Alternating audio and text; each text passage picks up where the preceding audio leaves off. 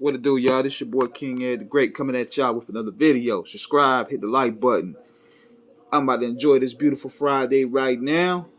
Give y'all a review of Trap God from Gucci Mane and why it was possibly his hardest tape of his whole catalog. See, we got to look into the backstory of this. Fat Gucci was a menace to the industry, man. He remember that time when he was promoting this thing. He left the Breakfast Club shook. Gucci was out there picking fights at the malls. Gucci was a straight up menace. Then he went on Instagram. On Instagram was Twitter, exposing the whole industry. This was around that period. It was like after Trap God came out, but he had a chip on his shoulder. He had chased ASAP Ferg all over New York because he used Trap Lord. He went at Yo Gotti. He recooked beef with Jeezy on possibly one of the hardest diss records ever with The Truth. And see, it was hard for the simple fact that it broke taboo on dissing your enemy's deceased one. To my knowledge, this was the first diss track to really diss another person's dead homeboy. Go dig your partner up, nigga. Bet he can't say shit. And you know what? I think that opened the door for a lot of what's going on now.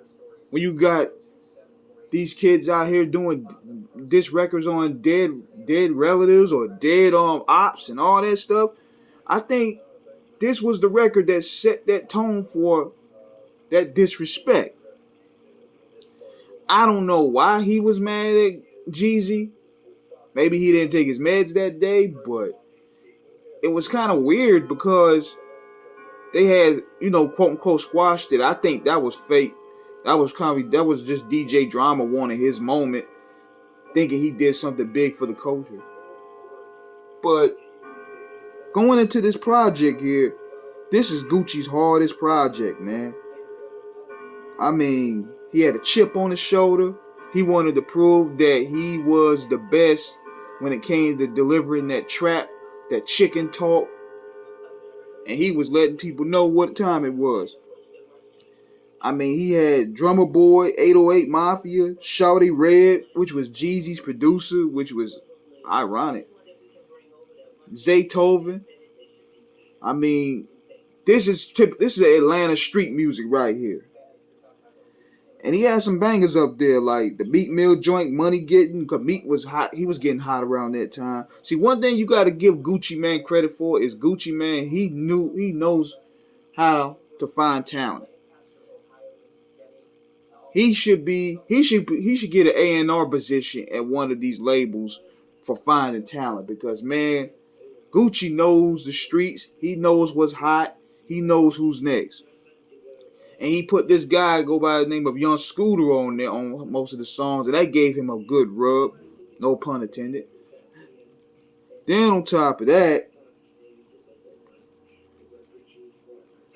Zaytoven, because see, a lot of people didn't really want to give Zaytoven a shot because, see, we live in an industry that is cliquish, and they only work with hot names. Gucci gave this dude a shot, and these two cranked out mixtapes grinding for years. And then Zaytoven became a household name. But that song for Future, man, that was my anthem back then at that time. F the World. He did songs with Flock up there. I mean, it's typical Gucci, but see the difference with this here, he had a chip on his shoulder. He got the nicest of Atlanta to do the production. He had Birdman on here. I think Ross is on here.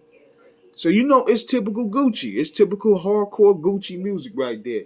I don't think you're going to get this type of music from Gucci ever again because he's at a different stage of his life right now. He's off drugs. He's trying to make money. He's not with the bullshit no more. But Trap God, man, his hardest project to date. And he dropped A whole lot of them.